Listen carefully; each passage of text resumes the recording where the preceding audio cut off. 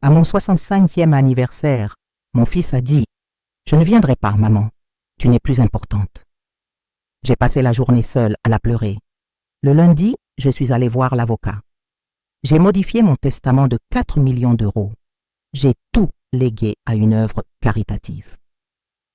Quand il l'a découvert 3 mois plus tard, j'observais le mouvement de la vie depuis la fenêtre de mon appartement quand j'ai réalisé que les jours commençaient à se confondre.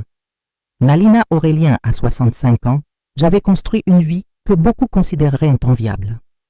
L'appartement spacieux dans le quartier huppé de la ville reflétait des décennies de travail acharné et de décisions judicieuses. Chaque meuble, chaque tableau au mur, chaque objet décoratif racontait une histoire de réussite et de souvenirs précieusement conservés.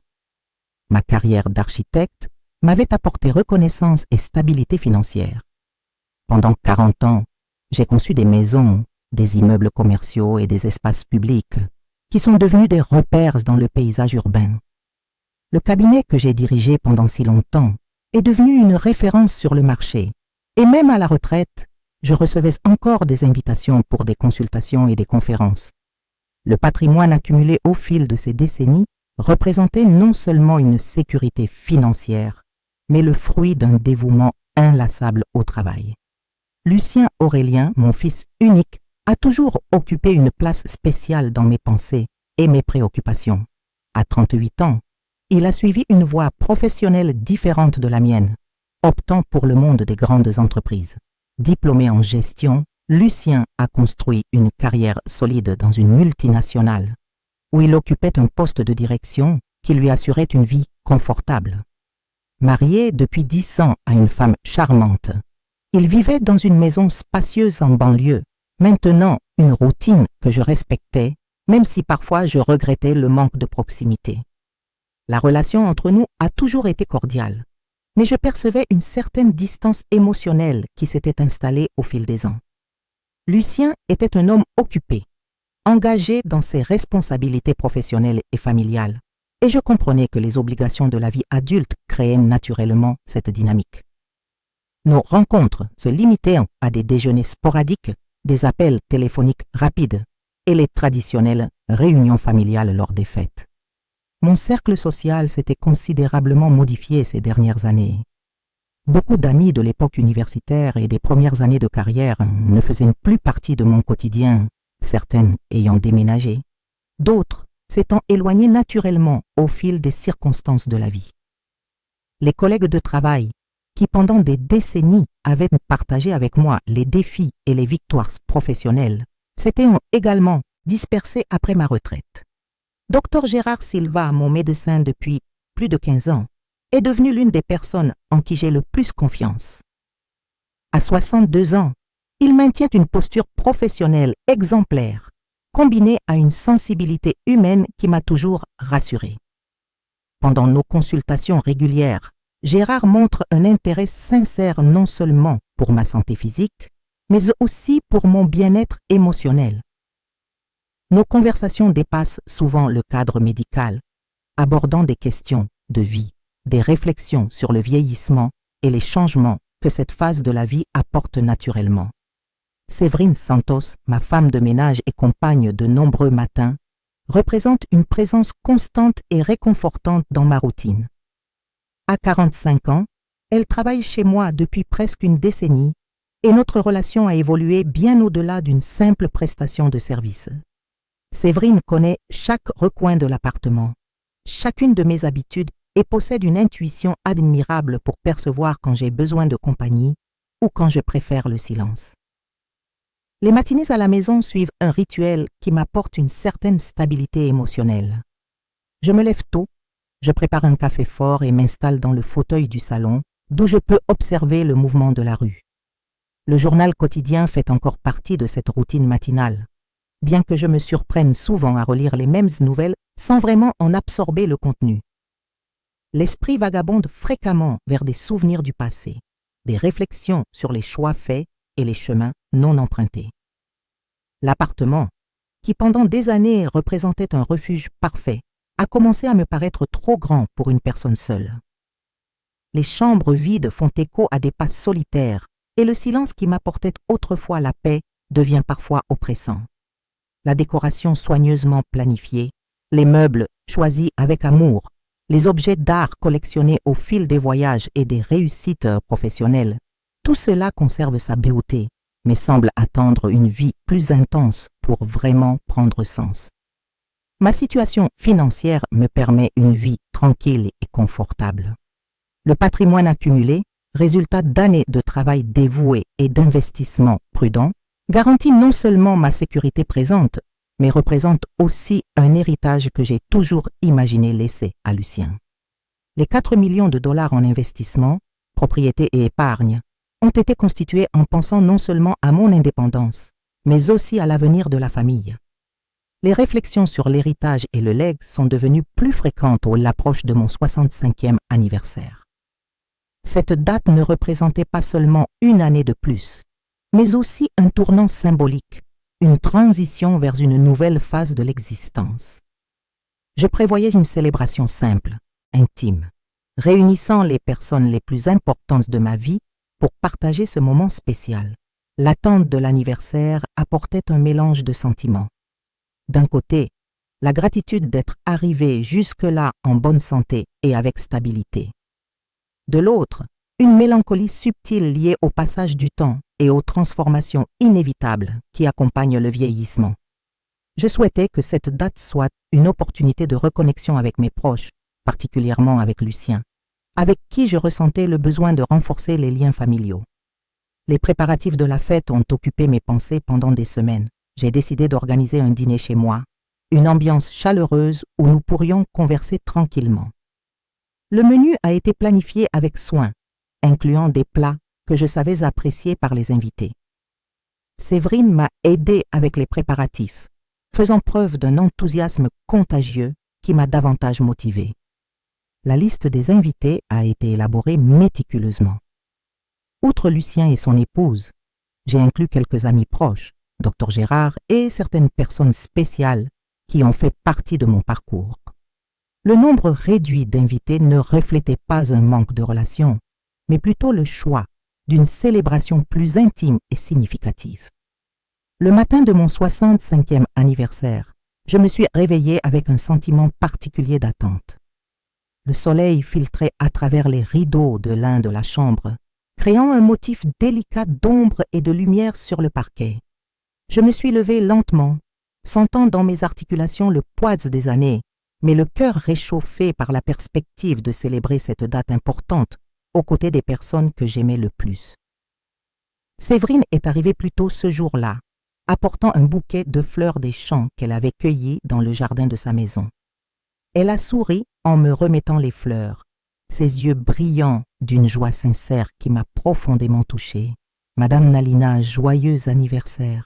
65 ans d'une belle vie », a dit Séverine m'embrassant affectueusement. « J'ai préparé un café spécial pour vous aujourd'hui, celui que vous aimez tant. » L'arôme du café fraîchement préparé s'est répandu dans la cuisine, pendant que je disposais les fleurs dans un vase en cristal que j'avais reçu des années auparavant lors d'un voyage en Europe. Chaque geste matinal semblait chargé d'une signification particulière ce jour-là. Les appels d'anniversaire ont commencé tôt, des amis chers qui n'avaient pas oublié la date, quelques anciennes collègues de travail, des voisines attentionnées devenues des compagnes agréables au fil des années. Dr Gérard a téléphoné vers 10 heures, sa voix portant la chaleur habituelle qui me rassurait toujours. « Nalina, bon anniversaire. J'espère que ce sera une journée très spéciale pour vous, » a-t-il dit, et j'ai pu percevoir une tendresse particulière dans son intonation. « J'ai hâte de célébrer avec vous ce soir. » « Merci Gérard. Votre présence rend toujours chaque occasion plus spéciale, » ai-je répondu, ressentant une légèreté dans la poitrine qui m'a surprise. L'appartement s'est progressivement transformé pour recevoir les invités de la soirée. Séverine et moi avons travaillé ensemble, dressant la table avec la belle vaisselle, allumant des bougies parfumées, ajustant chaque détail pour créer une atmosphère accueillante. Le menu était prêt, les vins choisis, les fleurs disposées dans les pièces principales. Vers 3 heures de l'après-midi, le téléphone a sonné. C'était Lucien. Mon cœur s'est légèrement accéléré, un mélange de joie et d'attente s'emparant de moi. Enfin, mon fils allait m'appeler pour me souhaiter bon anniversaire et confirmer sa présence au dîner. « Salut, maman », a dit Lucien, sa voix sonnant distante et formelle comme toujours. « Lucien, mon chéri, j'attendais ton appel. Comment vas-tu ? J'espère que vous viendrez avec de l'appétit. J'ai préparé ce saumon que tu as toujours aimé, » ai-je répondu, essayant d'insuffler de l'enthousiasme dans la conversation. Il y a eu une pause à l'autre bout de la ligne, un silence qui s'est prolongé quelques secondes de trop. J'ai senti une pointe d'inquiétude dans mon estomac, une intuition maternelle que quelque chose n'allait pas. « Maman, c'est de ça dont je dois te parler, » a dit Lucien, sa voix devenant encore plus distante. « Je ne pourrai pas venir à ton anniversaire aujourd'hui. » La phrase est tombée sur moi comme un seau d'eau froide. J'ai serré le téléphone plus fort, essayant de comprendre ce que je venais d'entendre. « Comment ça, Lucien? Mais nous avions convenu ça il y a des semaines. J'ai tout préparé, les invités se sont confirmés. Écoute, maman, un engagement important est survenu. Une réunion d'affaires que je ne peux pas manquer. Tu comprends, n'est-ce que pas? » « C'est le travail, » dit Lucien, comme s'il expliquait quelque chose d'évident à un enfant. J'ai senti le sol se dérober sous mes pieds. Toutes les attentes, tous les préparatifs, toute la jouisse de ce jour ont commencé à s'effriter comme du sable entre les doigts. « Lucien, mais c'est mon 65e anniversaire. C'est une étape importante. Je voulais vraiment que tu sois là. » « Maman, ne dramatise pas. Ce n'est qu'un anniversaire. Tu en auras beaucoup d'autres, » répondit Lucien, sa voix chargée d'impatience. « D'ailleurs, tu as d'autres invités. Tu ne seras pas seul. » Ces mots m'ont frappé comme une lame tranchante. J'ai essayé de garder ma contenance, de respirer profondément, de trouver un moyen de lui faire comprendre l'importance de ce moment pour moi. « Lucien, s'il te plaît, reconsidère. Cette réunion ne peut pas être reportée. C'est mon anniversaire. Je suis ta mère. » ai-je dit, détestant le ton suppliant que ma voix avait pris. « Je ne viendrai pas, maman. »« Tu n'es plus importante, » dit Lucien, les mots sortant de sa bouche avec une froideur qui m'a coupé le souffle. Le silence qui a suivi était assourdissant. Je suis resté là, tenant le téléphone, incapable de comprendre totalement ce que je venais d'entendre. Mon propre fils, la personne que j'avais élevée, éduquée, aimée inconditionnellement, venait de me dire que je n'étais plus importante. Lucien. J'ai essayé de parler, mais il avait déjà raccroché. Je suis restée immobile dans le salon pendant un temps que je n'ai pas pu mesurer, le téléphone toujours à la main, regardant l'appartement décoré, la table dressée, toutes les preuves d'une célébration qui semblait soudain vide de sens. Séverine est apparue à la porte de la cuisine, remarquant immédiatement que quelque chose n'allait pas. « Madame Nalina, que s'est-il passé? Vous êtes pâle, » dit Séverine, s'approchant avec inquiétude. « Lucien ne vient pas. Il a dit que je n'étais plus importante, » ai-je répondu, ma voix sortant comme un murmure. Séverine m'a prise dans ses bras, et c'est seulement alors que j'ai réalisé que les larmes avaient commencé à couler sur mon visage. J'ai pleuré là, dans les bras de mon ami, ressentant une douleur qui allait bien au-delà de la déception. C'était une blessure profonde dans l'âme, la constatation brutale que mon fils était devenu un étranger, quelqu'un capable de blesser sa propre mère avec une telle cruauté. Le dîner s'est déroulé comme prévu. Dr Gérard est arrivé avec un bouquet de roses blanches et un sourire chaleureux qui a tenté de masquer ma tristesse. Les autres invités ont été attentionnés et affectueux, et je me suis efforcée d'être une bonne hôtesse, mais l'absence de Lucien planait sur la table comme une ombre pesante. Toute la soirée, j'ai souri, conversé, remercié pour les cadeaux et les vœux, mais à l'intérieur, je ressentais un vide grandissant.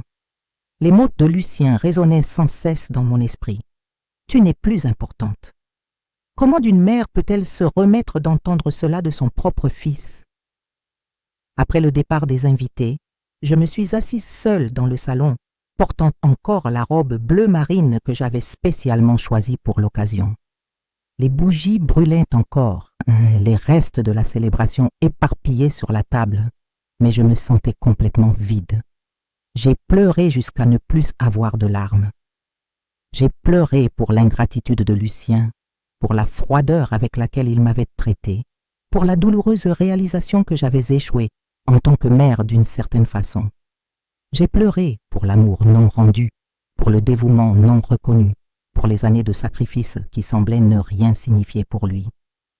Le week-end s'est passé dans un brouillard de tristesse et de réflexion. Séverine est venue samedi et dimanche, apportant de la cuisine maison et sa présence silencieuse, mais réconfortante. Dr Gérard a téléphoné plusieurs fois. Sa voix s'inquiète, demandant comment j'allais, offrant son soutien d'une manière qui m'a profondément touchée. Lundi matin, je me suis réveillée avec une clarté mentale qui m'a surprise. La douleur était toujours là, palpitant dans ma poitrine comme une plaie ouverte, mais avec elle était apparu quelque chose de nouveau.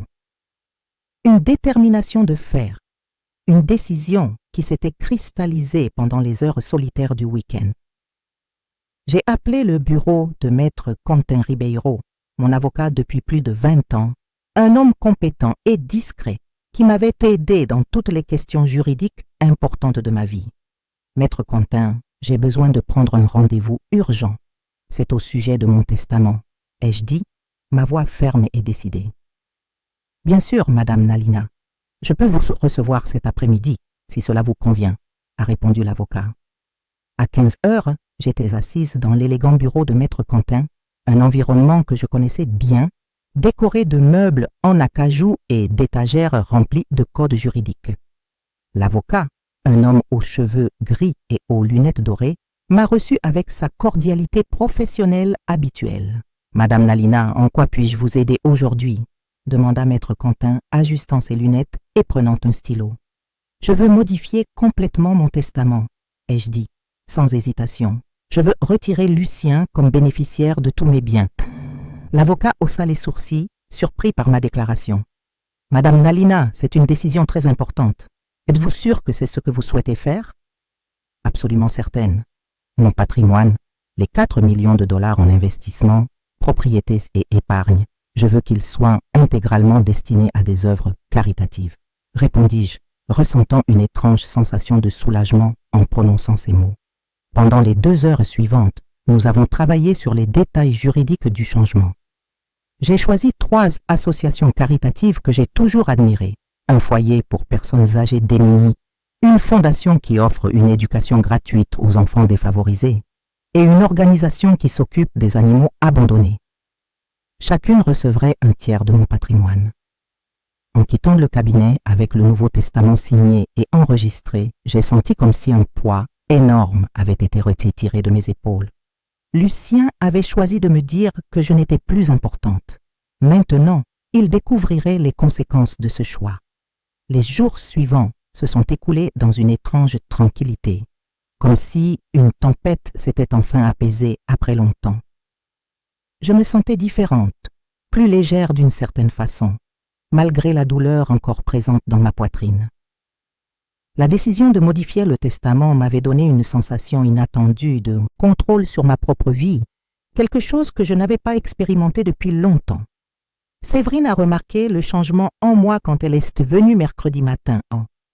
Elle m'a apporté du pain frais de la boulangerie du quartier et m'a observé attentivement pendant que je préparais le café, ses yeux sombres chargés de curiosité maternelle. « Madame Nalina, vous êtes différente aujourd'hui. Il y a quelque chose dans vos yeux que je n'ai pas vu depuis des semaines, » dit Séverine, s'asseyant à la table de la cuisine et m'étudiant avec attention. Je lui ai souri, ressentant une véritable légèreté dans ce geste. J'ai pris quelques décisions importantes, Séverine. Des décisions qui auraient dû être prises depuis longtemps. Puis-je demander quel genre de décision ? Demanda Séverine, sa voix chargée d'affection et d'inquiétude. J'ai hésité un moment, considérant ce que je devais partager. Séverine était devenue plus qu'une employée au fil des années. Elle était une confidente, une véritable amie, qui avait toujours été à mes côtés dans les moments les plus difficiles. J'ai changé mon testament, dis-je finalement, observant sa réaction. Lucien ne recevra plus rien quand je partirai. Les yeux de Séverine s'écarquillèrent, mais je ne perçus aucun jugement dans son expression, seulement une profonde compréhension. Elle connaissait la situation avec mon fils, avait été témoin de nombreux moments douloureux au fil des années. Madame Nalina, ça a dû être une décision très difficile pour vous, dit doucement Séverine.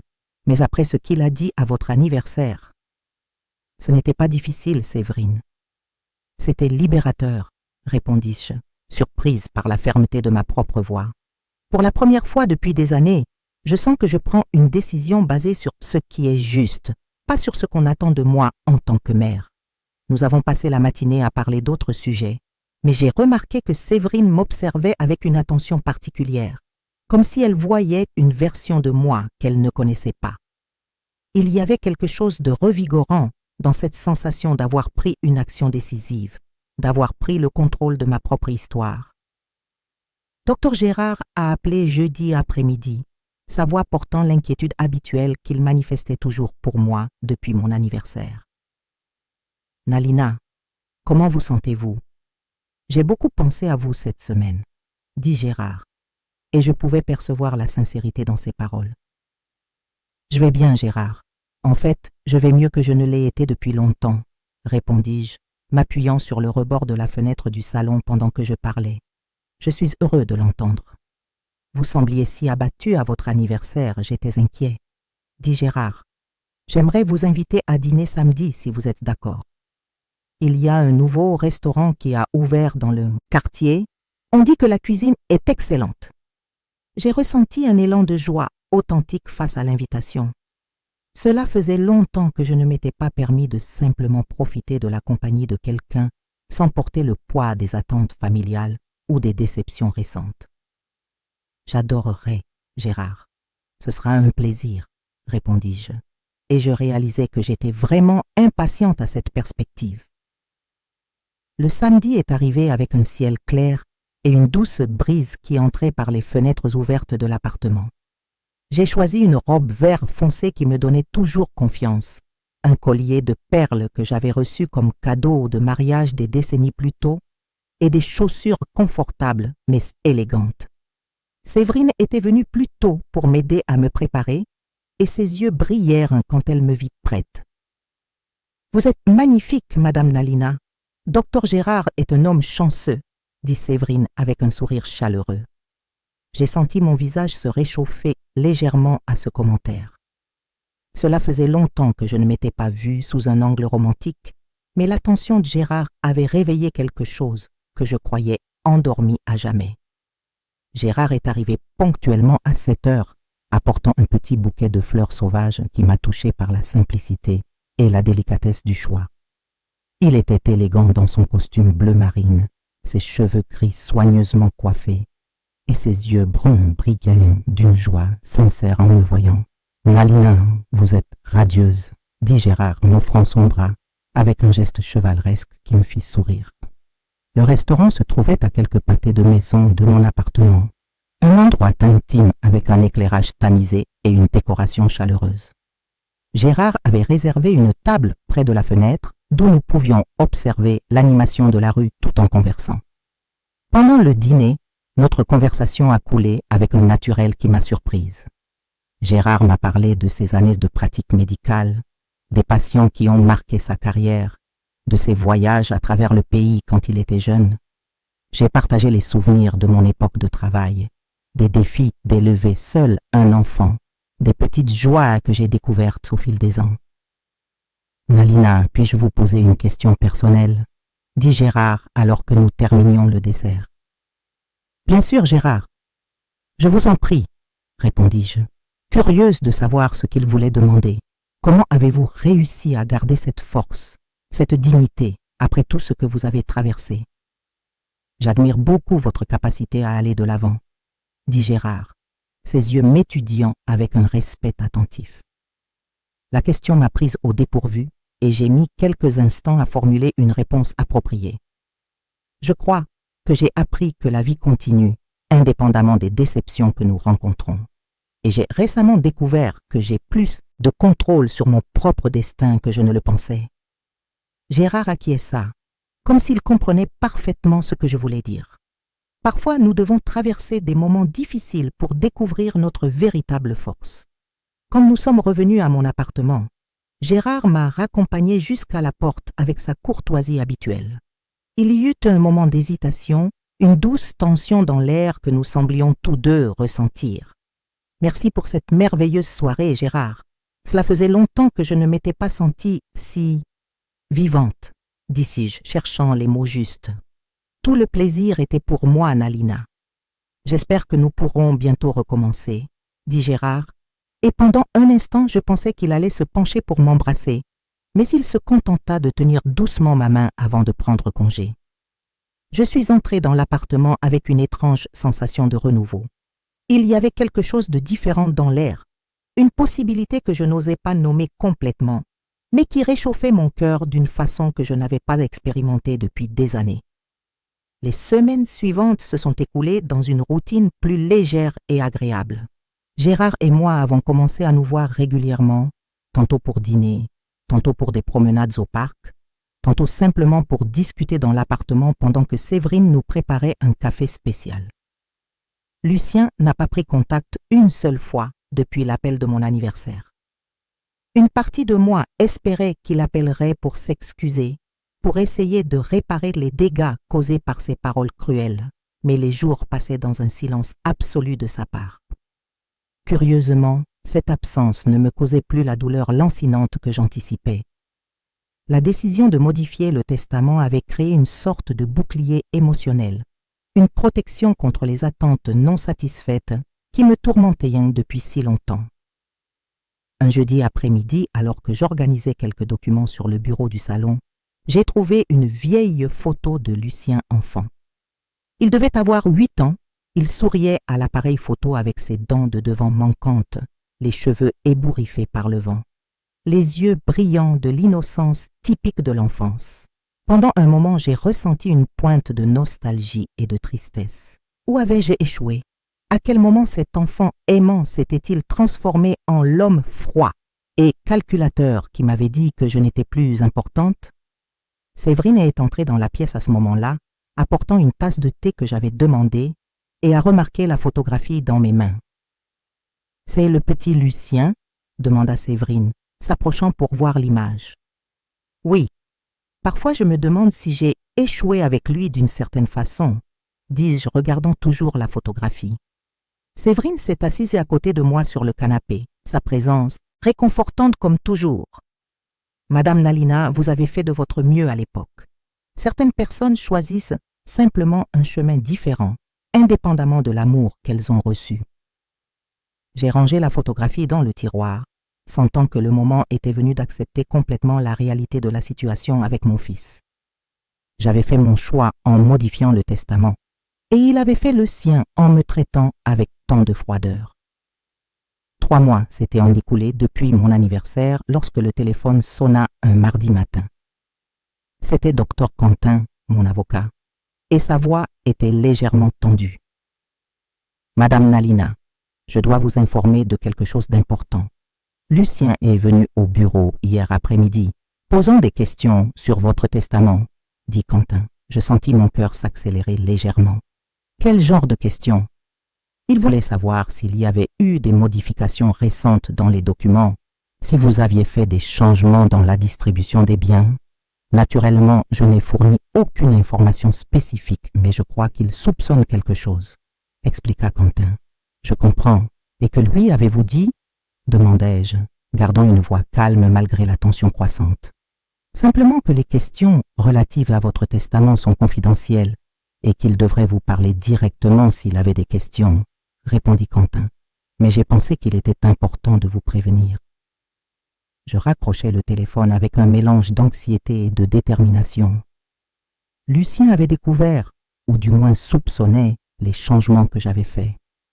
La tempête que j'avais évitée pendant 3 mois approchait finalement. Je ne m'attendais pas à ce que Lucien découvre si rapidement les modifications du testament, mais d'une certaine manière, cela ne m'a pas complètement surprise.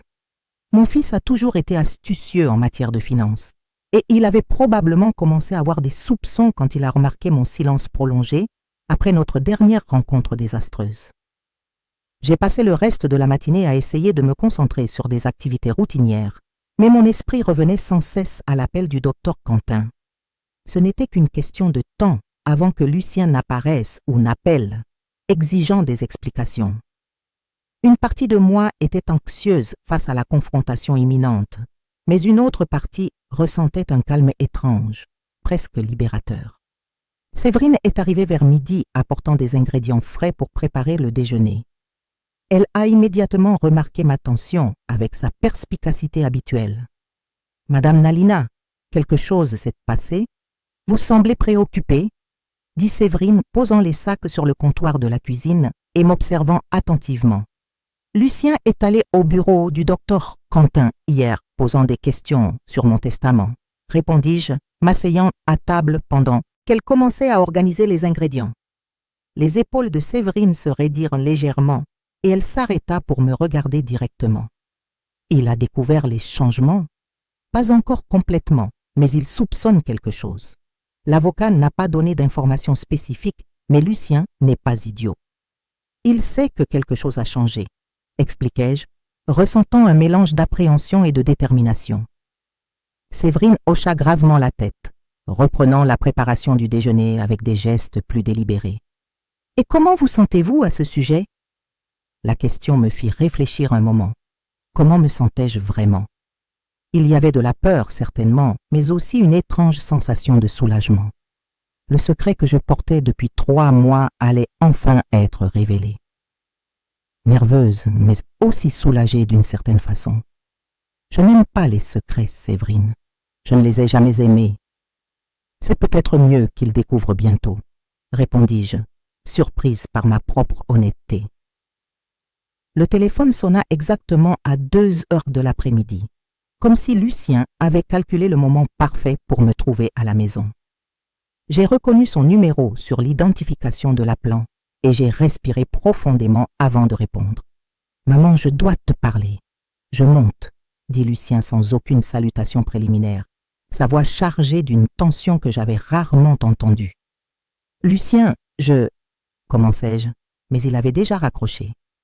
Séverine, qui avait entendu ma partie de la conversation, s'approcha et posa une main réconfortante sur mon épaule. « Voulez-vous que je reste, Madame Nalina? Je peux finir de ranger la cuisine pendant que vous discutez. »« Merci, Séverine, mais je pense qu'il vaut mieux que j'affronte cela seule.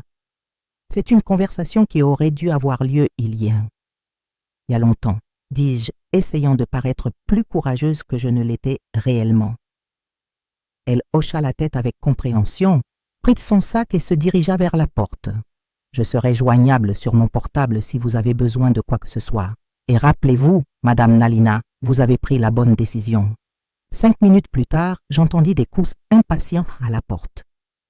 Lucien se tenait dans le couloir, portant un costume coûteux et une expression qui mêlait colère contenue et ce qui pourrait être du désespoir.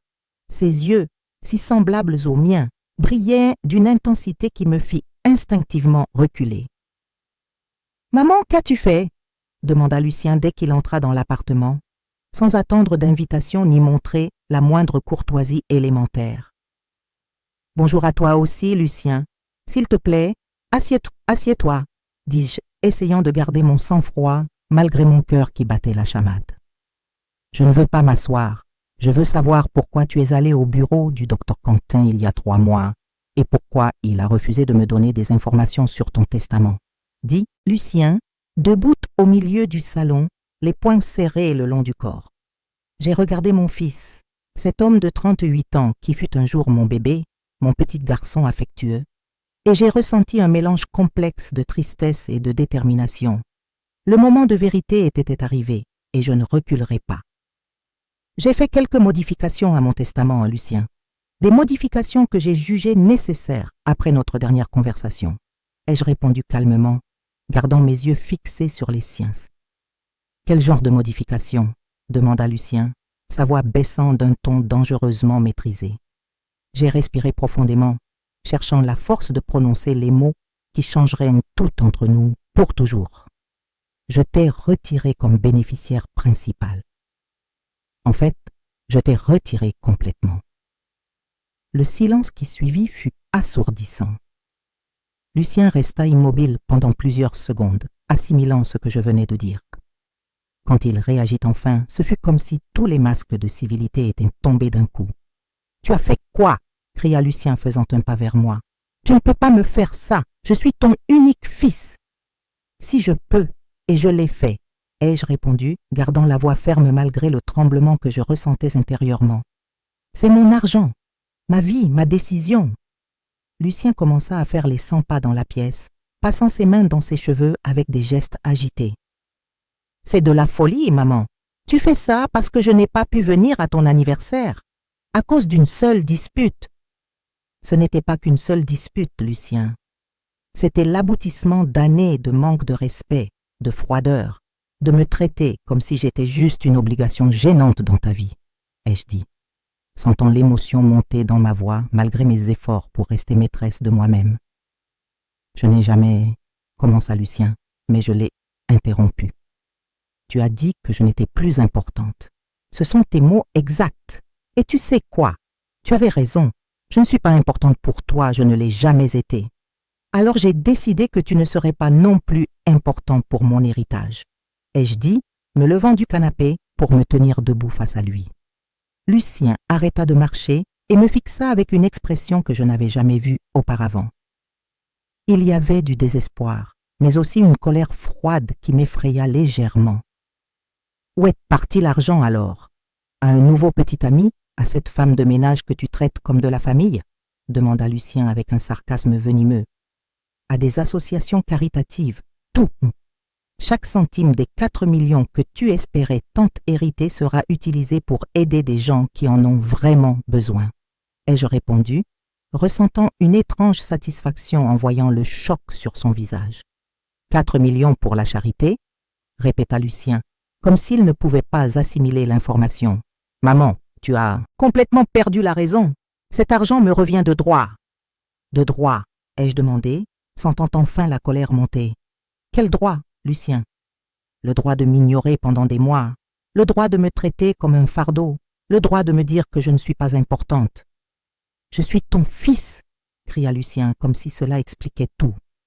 Être mon fils ne te donne pas automatiquement droit à mon argent, particulièrement quand tu n'as jamais montré d'amour ou de respect pour moi en tant que mère, ai-je répondu, ma voix tremblant avec l'émotion accumulée d'années de déception. Lucien resta silencieux quelques instants, cherchant visiblement à formuler une nouvelle stratégie. Quand il parla à nouveau, sa voix avait pris un ton plus doux, presque suppliant. « Maman, je sais que j'ai fait des erreurs, je sais que j'ai parfois été trop dur, mais tu es tout ce que j'ai. Nous sommes une famille, » dit Lucien, s'approchant de moi avec une expression qui se voulait repentante. « Maintenant, nous sommes une famille? Où était cette préoccupation familiale quand tu m'as laissé seule le jour de mon anniversaire? Où était-elle quand tu as dit que je n'étais plus importante? » ai-je demandé, reculant légèrement face à son approche.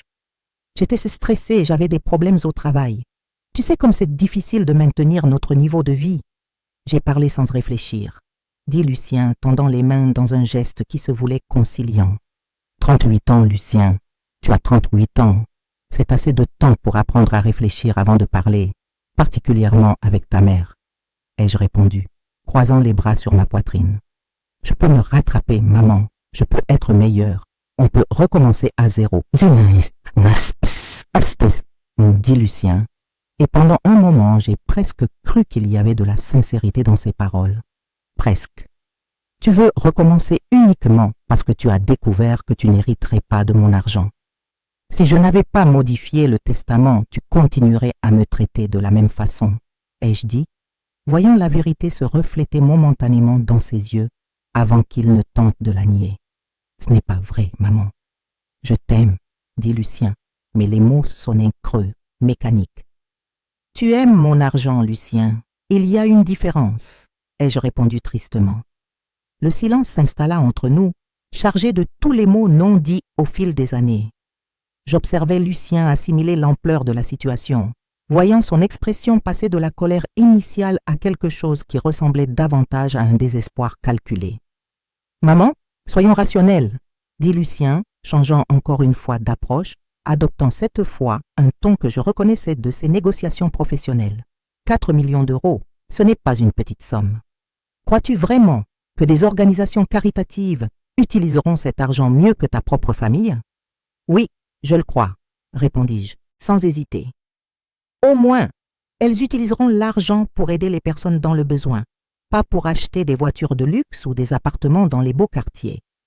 Lucien grimaça, visiblement gêné par ma référence à son style de vie extravagant.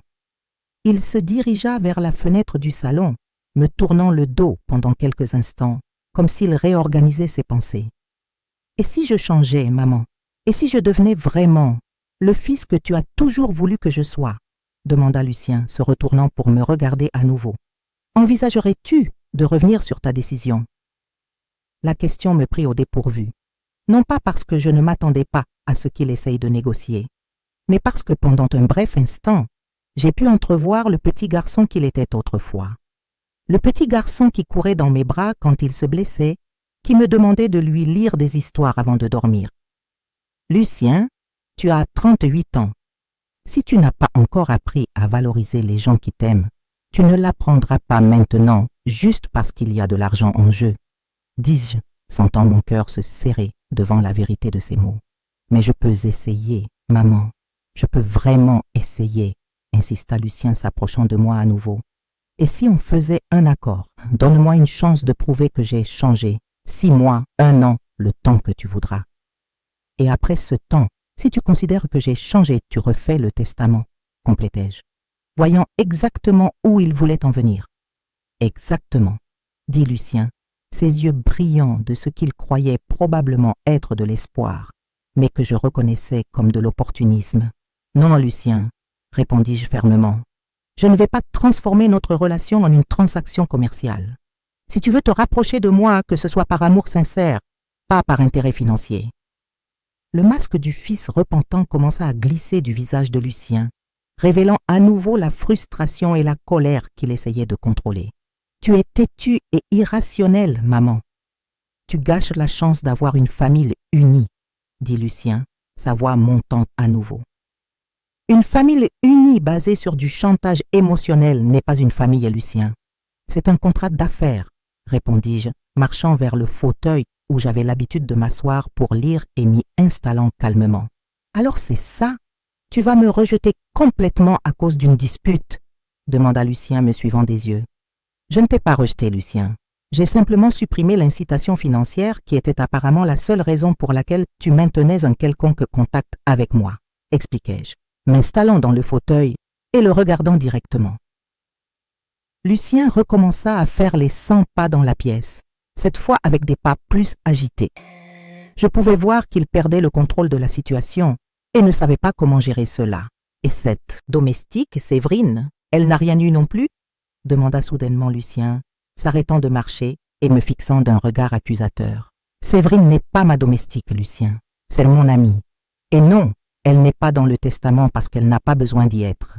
Elle-même, sans rien attendre en retour, » répondis-je, ressentant une pointe d'irritation face au ton irrespectueux qu'il utilisait pour parler de Séverine. « Amie ?» répéta Lucien avec sarcasme. « Maman, tu te fais manipuler. Cette femme s'est évidemment rapprochée de toi par intérêt pour ton argent. Séverine travaillait pour moi depuis plus de 10 ans, Lucien. Elle était à mes côtés quand ton père est mort, quand tu étais trop occupé avec tes propres problèmes pour me soutenir.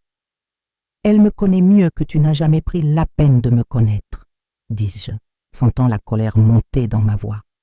10 ans à faire semblant de se soucier de toi pour s'assurer un bel héritage. Très maligne, dit Lucien avec un rire amer. Si elle était intéressée par mon argent, ne crois-tu pas que je l'aurais incluse dans le testament?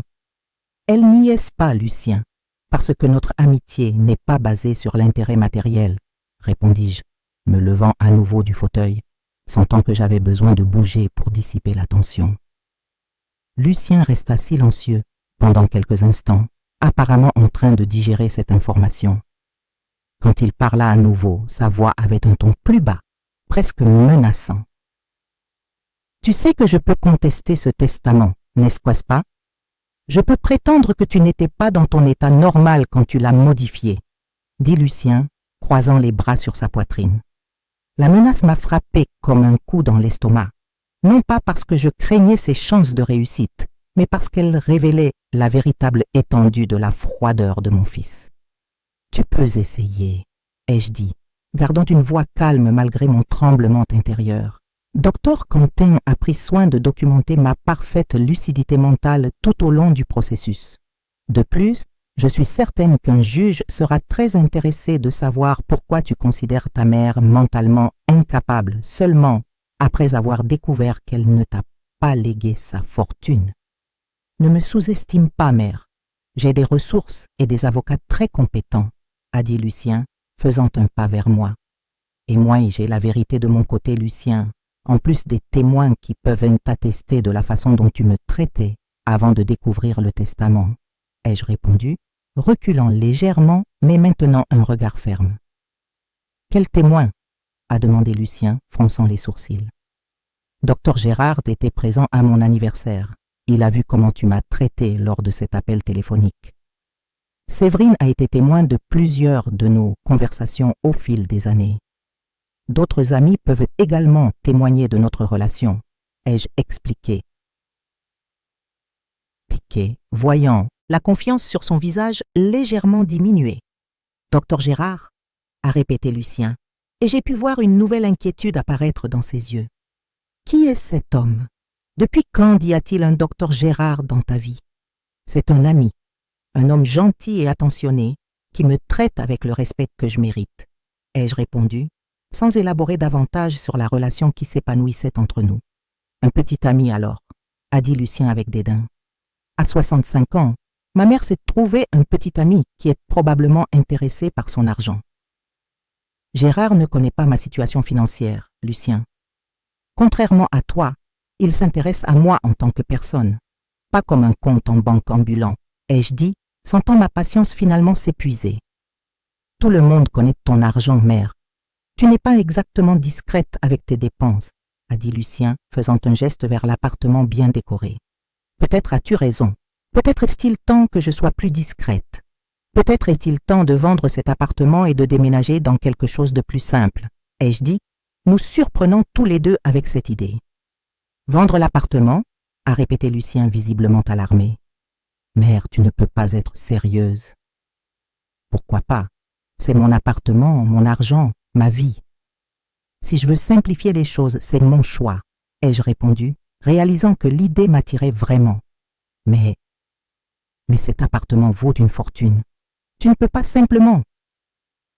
Lucien a commencé, mais s'est arrêté, réalisant probablement que ses objections ne faisaient que confirmer ma perception de ses véritables motivations. Simplement quoi, Lucien?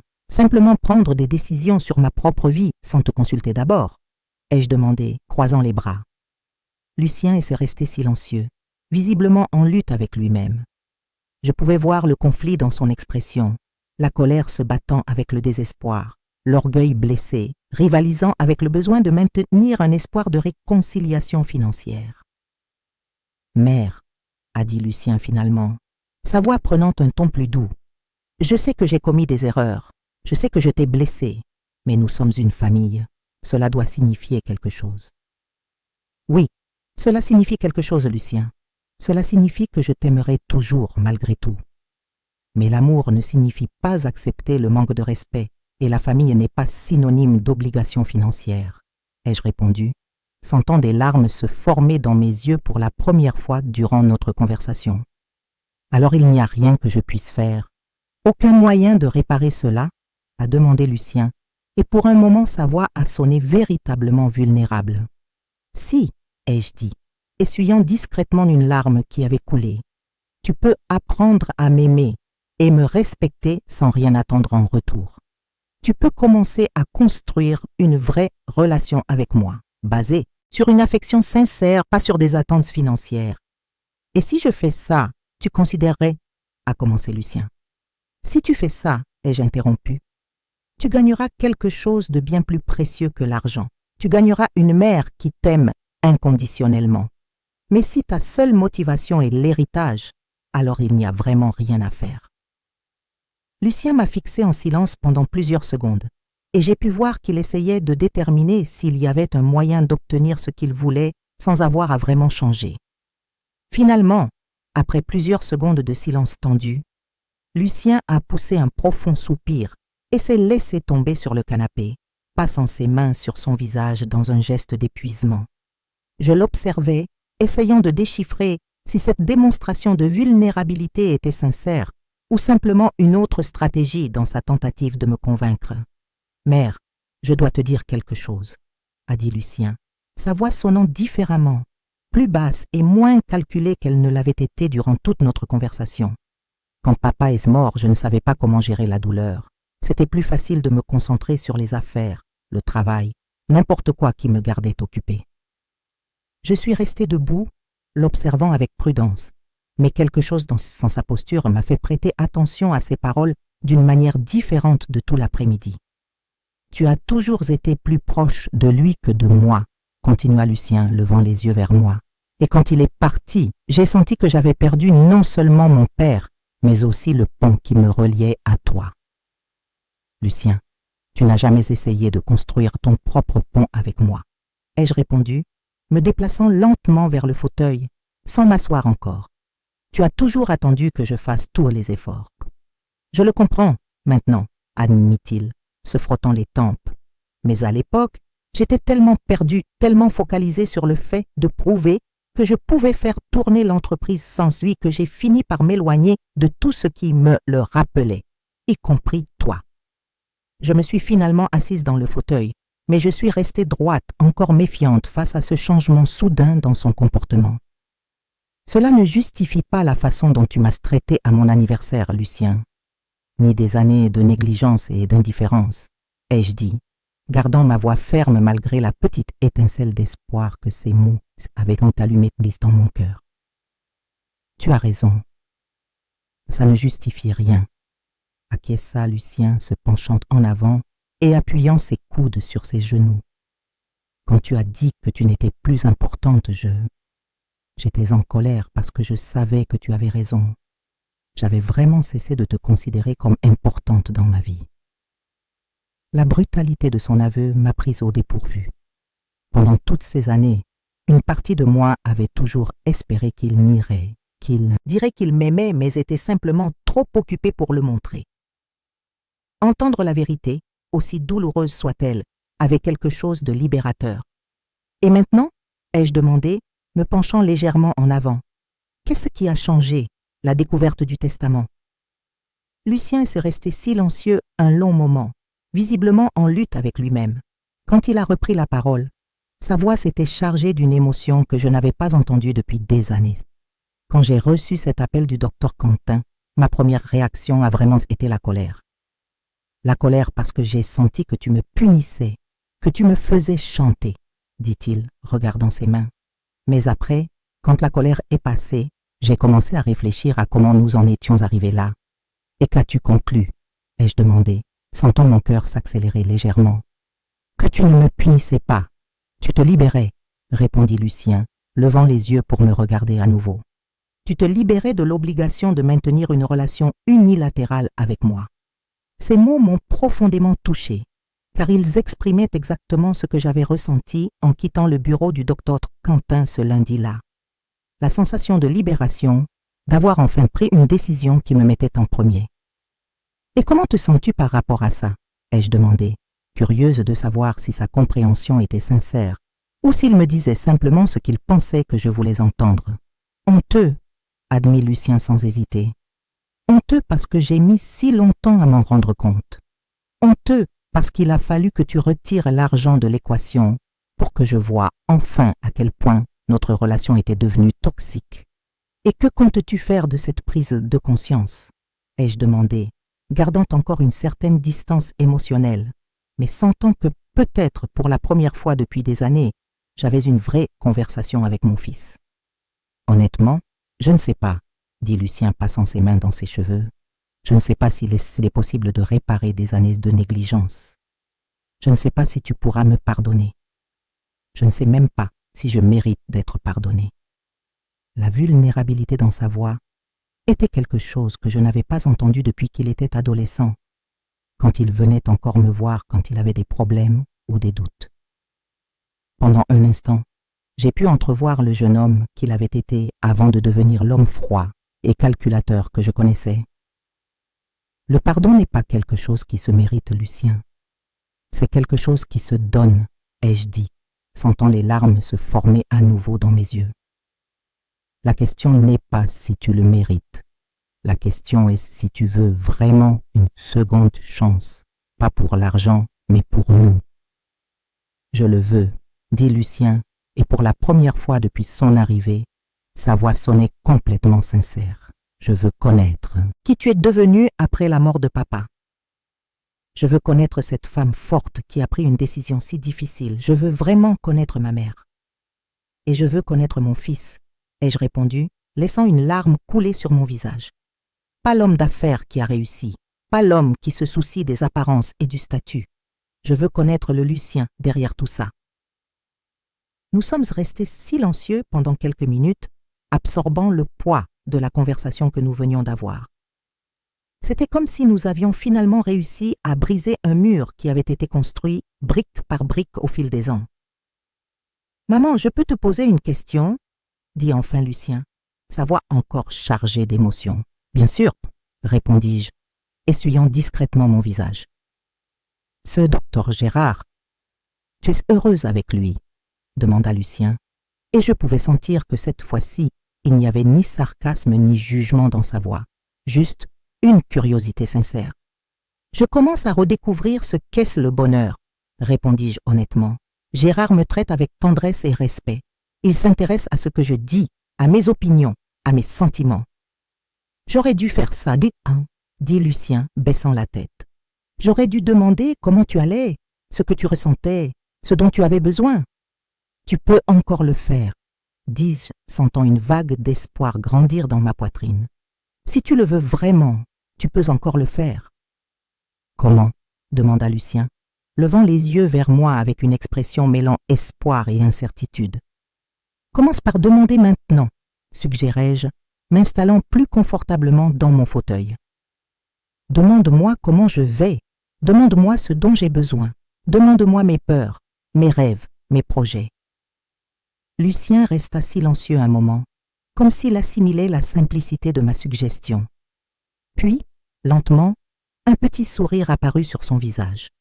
« Comment vas-tu, maman ?» demanda-t-il, et pour la première fois depuis des années, je sentis que la question était sincère. « J'ai peur, » admissai-je, nous surprenant tous les deux par mon honnêteté. Peur de m'ouvrir à nouveau et d'être blessé. Peur de croire que tu as vraiment changé. Mais je suis aussi pleine d'espoir. Pleine d'espoir, répéta Lucien se penchant légèrement en avant. L'espoir qu'il n'est peut-être pas trop tard pour nous, répondis-je, sentant mon cœur se réchauffer à cette possibilité. L'espoir que nous puissions construire quelque chose de nouveau ensemble, quelque chose basé sur l'amour véritable plutôt que sur les obligations familiales.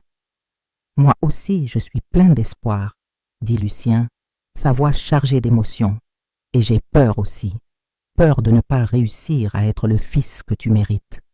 Tu n'as pas besoin d'être parfait, Lucien, dis-je, me levant de mon fauteuil et marchant lentement vers lui. Tu as juste besoin d'être sincère. Quand je m'approchais du canapé où il était assis, Lucien se leva aussi, et pendant un moment, nous nous sommes retrouvés face à face.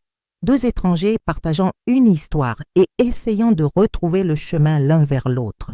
« Je peux te serrer dans mes bras ?» demanda Lucien, sa voix presque un murmure. J'acquiesçai, et quand ses bras m'entourèrent, j'eus l'impression d'étreindre mon fils pour la première fois depuis des décennies.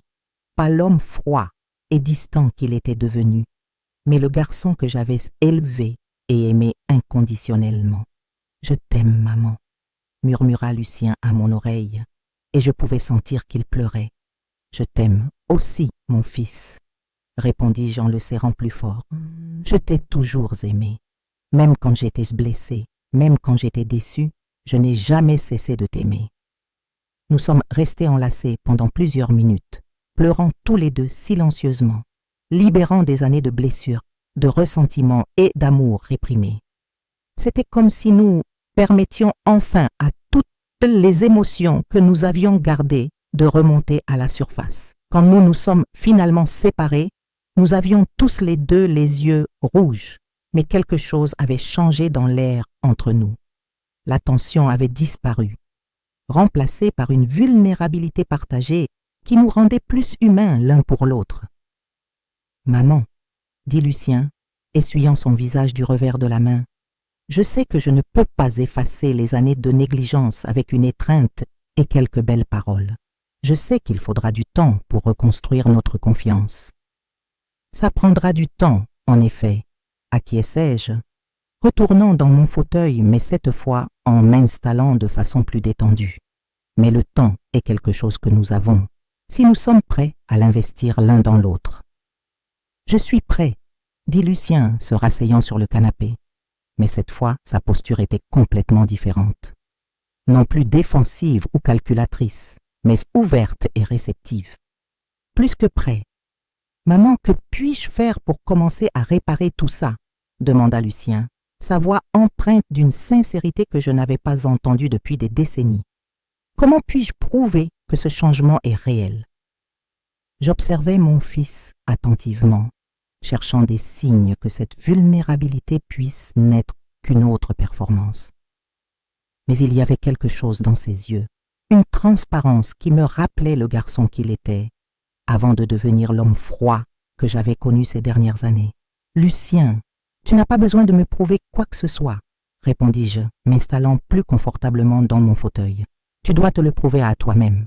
Le véritable changement ne se produit pas pour impressionner les autres, mais parce que nous reconnaissons que nous devons devenir de meilleures personnes. »« Je reconnais, » dit Lucien, passant ses mains dans ses cheveux dans un geste qui me rappelait tant son père quand il était nerveux. « Je reconnais que je suis devenu quelqu'un que je n'aime même pas. Quelqu'un qui place l'argent au-dessus des relations, le statut au-dessus des sentiments authentiques. Et quand t'en es-tu rendu compte ?» demandai-je, curieuse de comprendre si cette transformation était réellement profonde ou simplement une réaction à la découverte du testament. Lucien resta silencieux quelques instants, réfléchissant visiblement à ma question. Quand il parla à nouveau, sa voix était plus basse, presque contemplative. « Je pense que je l'ai toujours su au fond, » admit-il, regardant ses mains. Mais c'était plus facile de l'ignorer. Après la mort de papa, je me suis tellement plongée dans le travail que j'ai réussi à me convaincre que j'honorais sa mémoire, que j'étais l'homme fort qu'il aurait voulu que je sois. « Ton père n'a jamais voulu que tu sois froid, Lucien, » dis-je, ressentant un pincement de tristesse en me souvenant de mon mari. « Il voulait que tu réussisses, oui, mais jamais aux dépens de ton humanité. »« Je le sais maintenant, » répondit Lucien, levant les yeux vers moi. « Mais à l'époque, c'était plus facile de me concentrer sur les chiffres, les objectifs, les résultats. Les émotions étaient trop compliquées, trop douloureuses. »« Et maintenant ?» demandai-je, me penchant légèrement en avant. « Comment comptes-tu gérer cette découverte ? Honnêtement, je n'ai pas toutes les réponses, » admit Lucien avec une sincérité qui me surprit. « Je sais que je dois réapprendre à être vulnérable. Je sais que je dois arrêter de mesurer la valeur des gens à ce qu'ils peuvent m'apporter matériellement. Cela inclut ta relation avec moi ?»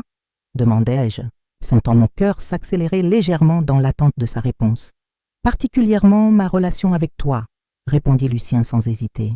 « Maman, je veux connaître qui tu es aujourd'hui. Pas la femme qui a élevé la famille, pas la veuve de mon père, mais Nalina Aurélien. La femme qui a pris une décision courageuse, qui reconstruit sa vie, qui a trouvé le courage de s'ouvrir à nouveau à l'amour. » Ces paroles m'ont profondément touché, car elles démontraient une compréhension de mon parcours que je n'attendais pas de lui. Pendant tant d'années, Lucien ne m'avait vu qu'à travers le filtre de ses propres besoins et convenances. « Et je veux connaître Lucien Aurélien, » répondis-je, sentant les larmes se former à nouveau dans mes yeux. Pas l'homme d'affaires accompli, pas le fils qui se sent obligé de me rendre visite occasionnellement, mais l'homme que tu es sous toutes ces couches de protection que tu as construites. Je crois que même moi, je ne sais plus qui je suis sous tout ça, confessa Lucien, sa voix chargée d'une mélancolie qui me brisait le cœur. J'ai passé tant d'années à construire ce personnage que parfois j'oublie où il s'arrête et où je commence. Alors découvrons-le ensemble, suggérai-je, sentant une vague d'espoir grandir dans ma poitrine. Nous pouvons apprendre à nous connaître à nouveau comme deux adultes qui choisissent d'être dans la vie l'un de l'autre. « Tu ferais ça ?» demanda Lucien, et je pus entendre une vulnérabilité enfantine dans sa voix. Après tout ce que j'ai fait, la façon dont je t'ai traité, tu me donnerais vraiment cette chance.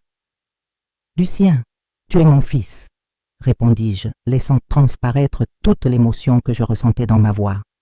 Peu importe à quel point j'ai été blessé, peu importe ma déception, une partie de moi voudra toujours que nous trouvions un chemin l'un vers l'autre. Mais cette fois, ce doit être différent, dit Lucien se levant du canapé et commençant à faire les 100 pas dans la pièce. Je ne peux plus me présenter ici uniquement quand j'ai besoin de quelque chose ou quand je me sens coupable. Ça doit être une vraie relation, basée sur un intérêt sincère et une affection mutuelle. Je suis tout à fait d'accord, dis-je, l'observant marcher avec une énergie nerveuse qui indiquait combien cette conversation était intense pour lui aussi.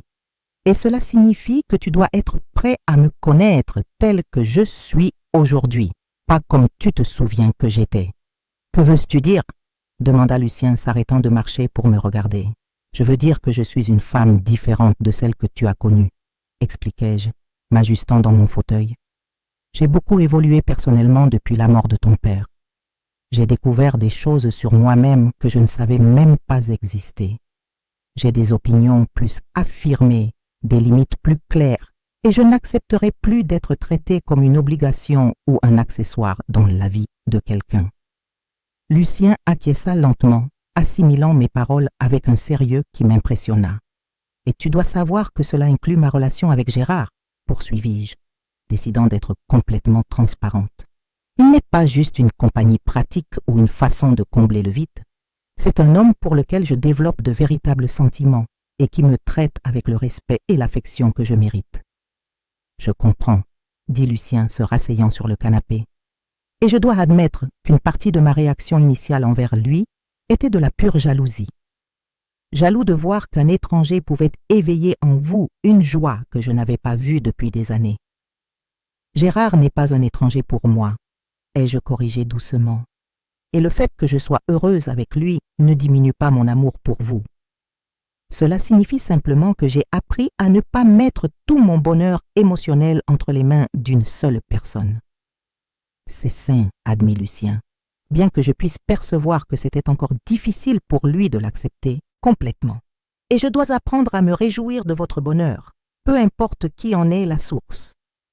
Exactement, ai-je approuvé, sentant que nous arrivions enfin au cœur de notre conversation.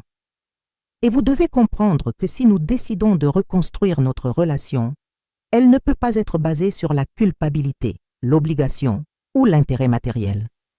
Ce doit être parce que nous voulons sincèrement faire partie de la vie l'un de l'autre. « Je le veux, » dit Lucien, sa voix ferme et déterminée.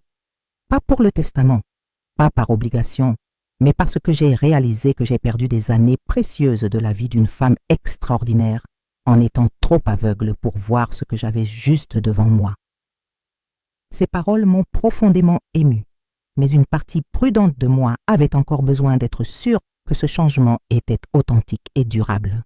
« Lucien, j'ai besoin que vous compreniez quelque chose, » ai-je dit en me levant du fauteuil et en marchant vers la fenêtre. « Si nous décidons d'essayer de reconstruire notre relation, il y aura des moments difficiles. Je vais questionner vos motivations. Vous serez frustré par ma méfiance initiale. Ce sera un processus, pas une transformation instantanée. »« Je comprends, » répondit Lucien. Et quand je me suis retournée pour le regarder, j'ai vu qu'il me suivait des yeux, prêtant une réelle attention à ce que je disais. Et je suis prêt pour cela. En fait, je pense que ce serait étrange si c'était facile après tant d'années d'éloignement. Et vous devez être prêt à découvrir que nous ne nous apprécierons peut-être pas tels que nous sommes aujourd'hui, ai-je poursuivi, décidant d'être brutalement honnête. Nous sommes des personnes différentes de celles que nous étions quand vous étiez plus jeunes. Il est possible qu'en découvrant qui nous sommes maintenant, nous réalisions que nous n'avons pas autant en commun que nous l'espérions. Cette possibilité m'effraie, confessa Lucien, mais je préfère encore prendre ce risque plutôt que de continuer à vivre avec ce vide, sachant que j'ai gâché la chance de connaître ma propre mère. Alors essayons, ai-je dit, ressentant un mélange d'espoir et d'appréhension, mais avec des conditions claires, Plus question de n'apparaître ici que lorsque c'est pratique. Plus question de me traiter comme une obligation sociale. Si nous faisons cela, faisons-le correctement. Quel genre de conditions ? Demanda Lucien, montrant qu'il prenait notre conversation au sérieux. Premièrement, une honnêteté totale, ai-je dit, retournant vers le fauteuil mais restant debout. Si vous traversez des difficultés, dites-le moi. Si quelque chose vous rend heureux, partagez-le avec moi. Mais ne me traitez pas comme si j'étais trop fragile pour faire face à la réalité. D'accord, dit Lucien en acquiesçant. Quoi d'autre? Deuxièmement, le respect de mes limites et de mes choix, ai-je continué. Cela inclut ma relation avec Gérard, mes décisions financières et ma façon de vivre ma vie. Vous pouvez être en désaccord, vous pouvez exprimer des inquiétudes, mais vous ne pouvez pas essayer de me contrôler ou de me manipuler. Compris, répondit Lucien. Continuez. Troisièmement, un engagement réel dans le processus, ai-je dit, m'asseyant finalement. Je ne peux pas être la seule personne à investir de l'énergie dans cette relation. Vous devez faire votre part, même quand c'est difficile, même quand c'est peu pratique. Et comment cela se traduirait-il dans la pratique? Demanda Lucien, montrant qu'il était sincèrement intéressé à comprendre comment nous pourrions faire fonctionner cela. Des conversations régulières, pas seulement en cas de crise, ai-je expliqué. Un intérêt réel pour ma vie quotidienne. Le partage de votre vie aussi, et de la patience pour gérer les moments où notre histoire passée créera des tensions. Je peux faire ça, dit Lucien, sa voix chargée de détermination. En fait, je veux le faire. Je veux apprendre à être un véritable fils, pas seulement de nom. Et je veux apprendre à être la mère d'un homme adulte, ai-je répondu, sentant que nous trouvions enfin un terrain d'entente. Pas la mère qui essaye de contrôler ou de surprotéger, mais quelqu'un qui peut être un véritable soutien dans votre vie. Alors c'est un nouveau départ, demanda Lucien, tendant la main vers moi. J'ai regardé sa main tendue, symbolisant une nouvelle chance pour nous deux. Pendant un moment, j'ai hésité, me souvenant de toutes les déceptions passées, mais j'ai alors repensé à la conversation que nous venions d'avoir, à la vulnérabilité que Lucien avait montrée, à la possibilité d'avoir enfin la relation que nous méritions tous les deux. C'est un nouveau départ, ai-je accepté, en tendant ma main pour serrer la sienne. 2 ans plus tard, j'observais par la fenêtre de la cuisine pendant que Lucien aidait Gérard à monter la nouvelle table de jardin dans la petite cour de ma nouvelle maison. C'était une scène que je n'aurais jamais imaginé voir. Mon fils et l'homme, qui était devenu mon compagnon travaillant ensemble, riant d'une blague que je ne pouvais pas entendre, mais qui les amusait visiblement. Le déménagement dans cette maison plus petite avait été l'une des meilleures décisions que j'avais prises ces dernières années. L'appartement luxueux, avec tous ses symboles de statut et ses réussites passées, était devenu un poids inutile. Cette maison, avec ses 3 chambres, son petit jardin accueillant et sa cuisine donnant sur la cour, représentait exactement qui j'étais devenue, une femme plus simple, plus concentrée sur les relations authentiques que sur les apparences. « Madame Nalina, voulez-vous que je prépare un jus pour les hommes dehors ?» demanda Séverine, en entrant dans la cuisine avec un sourire qui illuminait toute la pièce. « Ce serait parfait, Séverine. Ils travaillent depuis plus d'1 heure, ai-je répondu, toujours en observant Lucien et Gérard par la fenêtre. Séverine s'approcha de l'évier et commença à laver les oranges qu'elle avait ramenées du marché ce matin. Notre amitié s'était encore renforcée ces 2 dernières années, particulièrement après qu'elle ait été témoin de toute la transformation que Lucien et moi avions traversée. « Comment s'est passée la consultation médicale hier ?» demanda Séverine en coupant les fruits. « Gérard a dit que ma tension est parfaite, les analyses de sang excellentes. Pour une femme de 67 ans, je suis en pleine forme, ai-je répondu, ressentant une gratitude sincère pour ma santé. « Bien sûr, vous rayonnez depuis que vous avez déménagé ici, » commenta Séverine en allumant le mixeur, « et depuis que Lucien a changé aussi. » C'était vrai. La transformation de Lucien ces 2 dernières années avait été progressive, mais constante. Cela ne s'était pas fait du jour au lendemain, comme je l'avais prévenu lors de cette difficile après-midi où nous avions eu notre conversation décisive. Il y avait eu des moments de tension, des rechutes dans les vieux schémas, des discussions quand ma méfiance initiale se heurtait à son impatience de prouver qu'il avait changé. Mais il avait persisté. Même quand je questionnais ses motivations, même quand ma protection émotionnelle me faisait garder mes distances, Lucien continuait à venir, continuait à essayer, continuait à démontrer que son changement était réel. Le premier signe authentique de transformation est venu 3 mois après notre conversation, quand Lucien est apparu chez moi un mardi soir, sans prévenir, portant un sac de courses.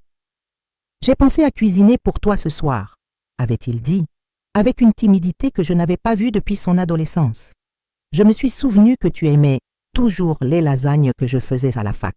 Ce soir-là, pendant que nous cuisinions ensemble, Lucien m'a parlé des difficultés qu'il rencontrait au travail, de la façon dont il remettait en question ses priorités, de la thérapie qu'il avait commencée pour mieux comprendre ses schémas émotionnels. J'ai découvert que j'utilise le travail comme un moyen d'éviter l'intimité, avait-il avoué en remuant la sauce. C'est plus facile de se cacher derrière des tableurs et des réunions que de gérer de vrais sentiments. À partir de cette soirée, nos rencontres sont devenues plus fréquentes et authentiques. Lucien a commencé à m'appeler non seulement quand il avait besoin de quelque chose, mais pour partager les petites joies du quotidien, pour demander des conseils sur des situations personnelles, pour simplement discuter. Gérard a été fondamental dans ce processus. Sa présence constante et affectueuse dans ma vie a créé un environnement plus léger et accueillant, où Lucien a pu observer comment fonctionnait une relation saine. Au début, j'ai remarqué une certaine tension entre eux, une subtile compétition pour mon attention. Mais Gérard, avec sa sagesse et sa patience caractéristiques, a su gérer la situation de manière exemplaire. Au lieu de rivaliser avec Lucien, il l'a inclus. Il invitait mon fils à dîner, s'intéressait sincèrement à son travail, offrait des conseils médicaux quand Lucien mentionnait des problèmes de santé liés au stress. « Ta mère est une femme extraordinaire », a dit Gérard à Lucien lors d'une de ces occasions que j'ai entendues depuis la cuisine. « Elle mérite d'avoir tous les enfants qu'elle aime autour d'elle. » Progressivement, Lucien a commencé à voir Gérard non comme une menace ou un intrus, mais comme un allié dans la mission de me rendre heureuse. C'était touchant d'observer comment mon fils avait appris à partager mon affection sans se sentir diminué pour autant.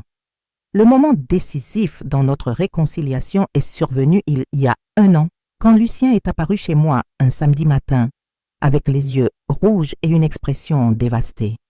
« Maman, j'ai quelque chose à te dire », avait-il dit en s'asseyant à la table de la cuisine où je prenais mon café. J'ai réalisé que je vais me séparer. Mon mariage est terminé. À ce moment-là, j'ai senti que j'étais face à un test décisif. L'ancien Lucien aurait caché ses problèmes personnels, aurait tout géré seul, n'apparaissant qu'une fois tout résolu. Mais il était là, vulnérable et ayant besoin de soutien, me faisant confiance pour l'aider dans l'un des moments les plus difficiles de sa vie. J'ai passé les mois suivants à accompagner Lucien à travers le processus de divorce, offrant l'épaule amicale que je n'avais jamais pu être auparavant. Nous avons parlé des relations, des attentes non satisfaites, de l'importance de vraiment se connaître avant de s'engager avec quelqu'un. Je crois que je me suis mariée pour les mauvaises raisons, a confessé Lucien lors d'une de ces conversations. Je me suis mariée parce que je pensais que c'était ce qu'on attendait de moi, pas parce que je connaissais et aimais vraiment la personne qu'elle y était. C'est pendant cette période que notre relation s'est enfin solidifiée, non plus comme une mère et son fils remplissant des obligations familiales, mais comme 2 adultes qui se souciaient sincèrement l'un de l'autre et choisissaient d'être présents dans la vie de l'autre.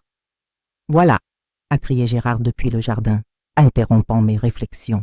« La table est installée et elle est parfaite. » Séverine et moi sommes sortis de la cuisine en portant des plateaux de jus et de biscuits maison. Le jardin était transformé.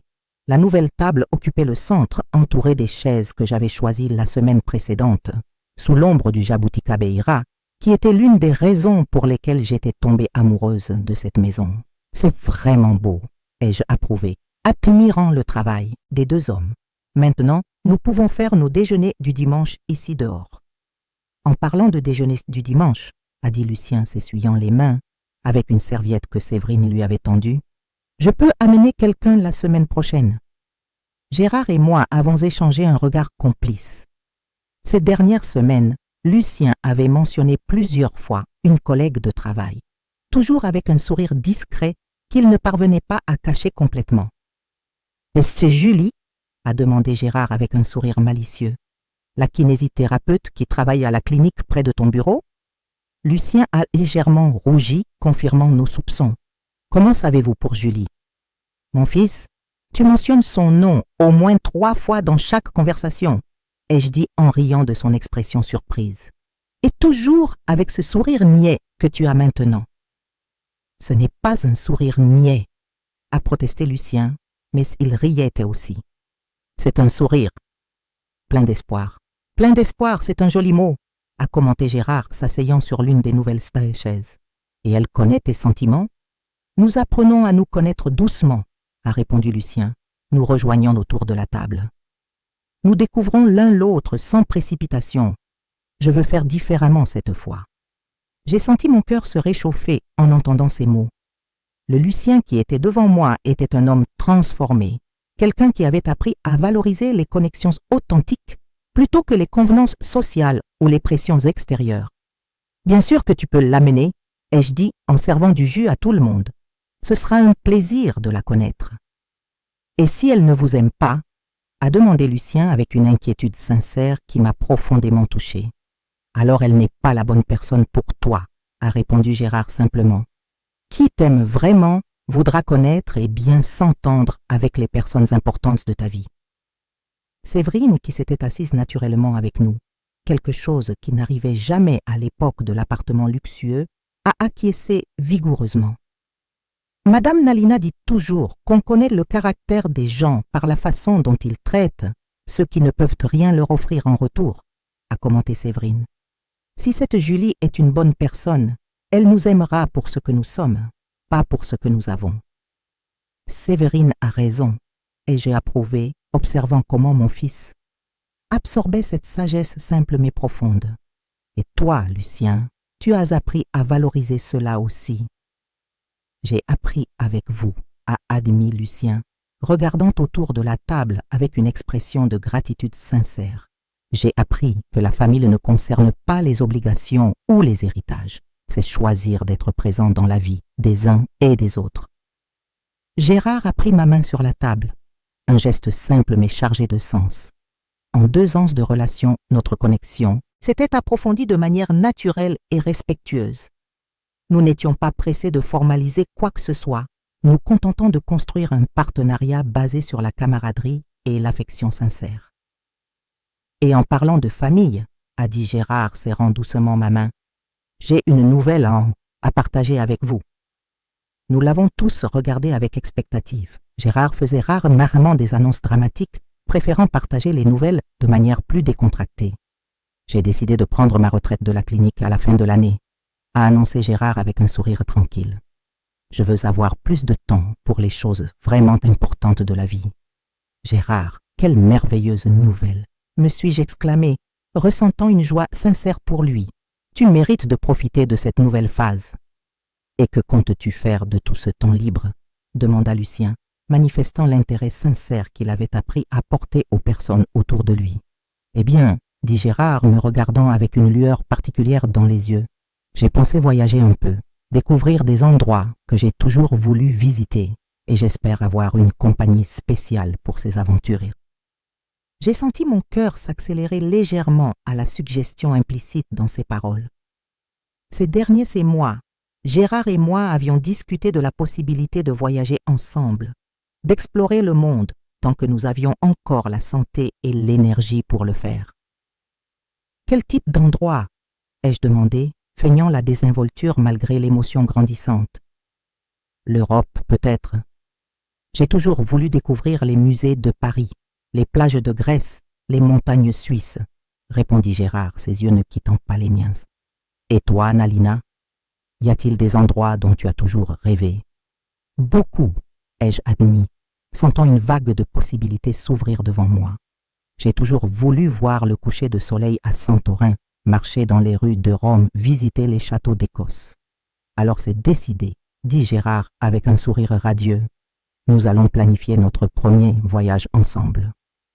Lucien observait notre interaction avec une expression mêlant joie et ce qui ressemblait à de la nostalgie.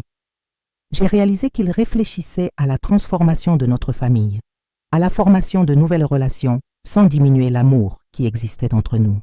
« Maman, » dit doucement Lucien, « je suis heureux pour toi, heureux de voir comme tu t'es épanouie ces dernières années. »« Merci mon fils, » ai-je répondu, sentant des larmes de gratitude se former dans mes yeux. Et je suis heureuse pour nous, d'avoir trouvé un chemin l'un vers l'autre. Pas un chemin de retour, corrigea Lucien, tendant la main pour toucher la mienne. Un nouveau chemin, meilleur que tout ce que nous avons eu avant. Il avait raison. La relation que nous avions construite ces 2 dernières années était complètement différente de tout ce que nous avions partagé auparavant. Elle était basée sur un choix mutuel, un respect authentique et un amour inconditionnel, mais aussi sur des limites saines et des attentes réalistes. Quant au testament, nous n'en avons plus jamais parlé directement. Lucien n'a jamais demandé que je revienne sur ma décision et je ne l'ai jamais proposé. Ce changement avait servi son but. Nous forcer tous les deux à examiner nos véritables motivations et à construire quelque chose d'authentique.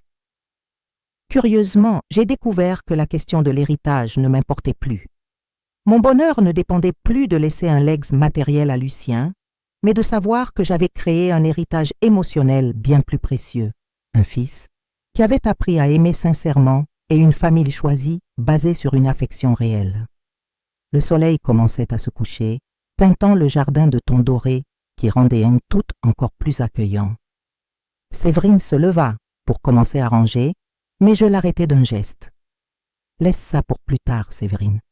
Profitons de ce moment, » dis-je, regardant autour de la table les 3 personnes les plus importantes de ma vie actuelle. « Vous avez raison, » acquiesça Séverine en se rasseyant. « Des moments comme celui-ci sont trop précieux pour être précipités. » Et là, assise dans ce jardin simple mais rempli d'amour, entourée de personnes qui m'ont choisi et que j'ai choisi en retour, j'ai ressenti une paix profonde que je n'avais jamais expérimentée auparavant. À 67 ans, j'avais enfin appris que la vraie richesse ne résidait pas dans les chiffres d'un compte en banque ou dans les propriétés que l'on possède, mais dans la qualité des relations que l'on construit et dans le courage de toujours recommencer quand c'est nécessaire.